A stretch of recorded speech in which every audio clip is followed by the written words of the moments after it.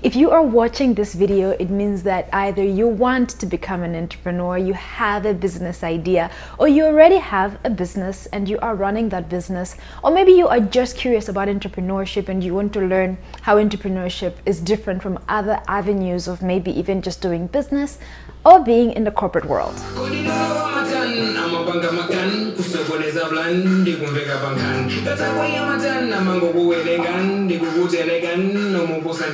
What's up, beautiful people? Welcome back to my channel. My name is Nthanda, Manduwi, a digital entrepreneur and digital creator from Malawi, currently based in Manhattan, New York. Now, first things first, I need to introduce myself to you guys so you can know if you can even trust me to give you credible information on business. My name, Nthanda, Manduwi from Malawi. Like I said, I have 10 years of experience working in the digital media but also development sector. I hold a bachelor's degree in economics and a bachelor's degree in demography, and I'm currently pursuing my Master of Science in Entrepreneurship. I own 2 companies and have established over 10 businesses, innovations, and communities in over 10 countries that's working in and with partners from over 10 countries. I built my blog from just being a lifestyle blog into a 6-figure business. So I established this series. I want to do a series on entrepreneurship because I have pursued entrepreneurship as a professional, starting and running a business, but I have also done it in the classroom. So I actually, even running a business, I was like, I still don't know enough about entrepreneurship. I want to learn a bit more. So I'm almost done with my Master of Science in Entrepreneurship. And I feel like I have learned so much and I want to share that information with you. If you are starting a business, what would you want to know, or what should you know? What are the first things you should do in your first years of your business? I still feel that I'm still in the first years of my business, even though I've been a professional for 10 years. And yes, I did start my company 10 years ago. But I still feel like I'm in the first years of my business because we're not yet at sustainability, and I'm still learning so much about business, and I want to share with you what I know. If you don't already follow my blog, you should check out my blog, Ntha.com. I launched a newsletter, Ntha.com/newsletter. Check it out so you can get a weekly dose of updates in entrepreneurship, lifestyle, and self-care, all the things I care about that I think are important for my and maybe your personal development. So speaking of entrepreneurship and I guess an entrepreneur, I'm going to do a separate video on what is entrepreneurship. But these things are actually the same. Entrepreneurship is the practice of being an entrepreneur. That's how I can briefly summarize it. Now let's think about what is an entrepreneur. And before I even define what is being an entrepreneur, we think about when you're getting into the corporate world, right? You've heard of things like a businessman. I mean, there's even the differences between a basic businessman and an entrepreneur. What is the difference between a businessman or a businesswoman and an entrepreneur? Or you're thinking about maybe an entrepreneur or a CEO. I mean, I've even had to think around throughout my journey, I have never called myself a CEO because I define it completely different. Maybe it's my own definition.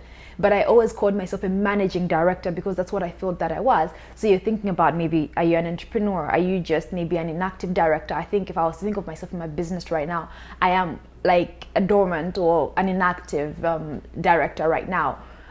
So there's so many things that you need to know around corporate, whether it's being a CEO, being a managing director, being a general manager, all the different terms that we're going to dissect in this series. So let me say it in my own words. For me to get to a place where I'm able to call myself an entrepreneur, entrepreneurship is the art of identifying problems and not seeing them as problems, but seeing them as opportunities for things that you can do, things you can achieve in the world.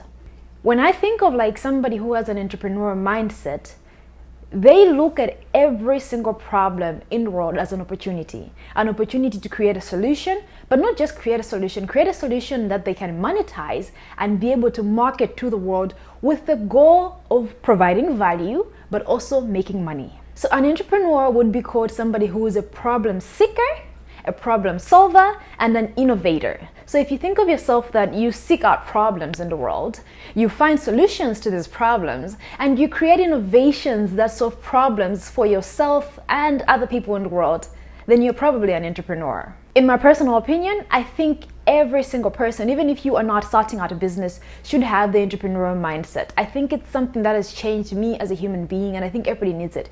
Even if you are employed, some of my favorite employees are the people who have entrepreneurial qualities. This is because when they're faced with a problem, and I'm going to get to talking about the qualities of great entrepreneurs or successful entrepreneurs, People with an entrepreneurial mindset, when faced with a problem, they're already thinking there is a solution, there is a way around this. While people who are not entrepreneur, they're like, oh, I have a problem and I'm stuck. And that's not problem solving, and that's not going to help you in your personal development. So if you want to have an entrepreneurial mindset, you face every problem as if it has a solution, and your goal as an entrepreneur is to find that solution, to innovate and find a way to solve that problem. Now, speaking of entrepreneurship, and I really struggle to pronounce this word. I mean, even spelling the word entrepreneur is quite hard, actually. I was writing it the other day and I put the E before the U and I had to like swap them out. It was really cute. Entrepreneur comes from a French word. I can't pronounce this right, but it's entreprendre. I think that's how it's spelled. I'm not a French speaker, so I can't pronounce it right. But basically, entrepreneur in English means enterprising. And the art of enterprising is turning a problem, identifying a problem, and turning it into a monetizable solution. So entrepreneurship as an art form can be identified as two things. One, the presence of lucrative problems. You have problems which are profitable, right? And then also the presence of enterprising individuals, the actual individuals that are able to identify this problem and then be able to say, I'm going to turn this problem into a solution. In very simple terms, entrepreneurs understand that there is a difference between an obstacle and an opportunity. Entrepreneurs look at every obstacle as an opportunity. For example, I'm going to give you like, even just being here in New York, in the US has been so life-changing for me in my perspective around business and all of that. Like, for example, to think around even, okay, let me show you something which I really love. If you can see here, there's like a little fountain that's like drizzling water. I find it so innovative because it's such a little thing, and for somebody like me who loves water, the sound, the feel, the look of water, to have something like that and to know that there is a market, to identify that, okay, somebody might want to have a fountain in their home, but maybe I am like in a small apartment and I cannot afford to have like a huge, fountain, or maybe even a whole tank, fish tank in my house. They're thinking, how can I create a little thing that can fit in a small apartment, even on my desk on top of something so little, but still give the same illusion. You see a problem, like, okay, somebody is in a small apartment, they cannot have a fish tank. Somebody will be like, oh, horrible, I'm sorry that you can't have a fish tank. But somebody's like, oh, I can create a fountain for your apartment. You see a problem and you identify it as an opportunity. So entrepreneurs really understand that there is a difference between obstacles and opportunities. Now, speaking of, I think I mentioned on, in my opinion, the difference between an entrepreneur and a business manager. Maybe, for example, an entrepreneur identifies the problem from scratch. You go out seeking out problems. What is wrong in society? What can I fix? What can I bring up, solutions into the world? So an entrepreneur actually seeks out the problem, then starts solving it from scratch, creating that solution and getting into that solution from scratch. A business manager is somebody like, for example, I would hire. For example, I have a business manager. I have several levels of business managers in my business. Now, they also understand the problem, but they did not seek out the problem. But maybe they do understand the problem, that maybe they even seeked it out if they have those entrepreneurial qualities, and that's what you would look for in a business manager. But the only difference between an entrepreneur and a business manager is that the entrepreneur is the one who started the business. They saw the problem and they started the business from scratch. And that's not an easy process. And we're going to get to talking about the whole journey of starting a business from scratch and what I think you should do or what you can know. A business manager takes over the business once the entrepreneur has established it. This can come in as a co-founder, or you're just hired as a general manager, managing director, CEO, whatever you are, depending on what stage the business is in. So just to crystallize the things I've said here, an entrepreneur starts the business. Number one.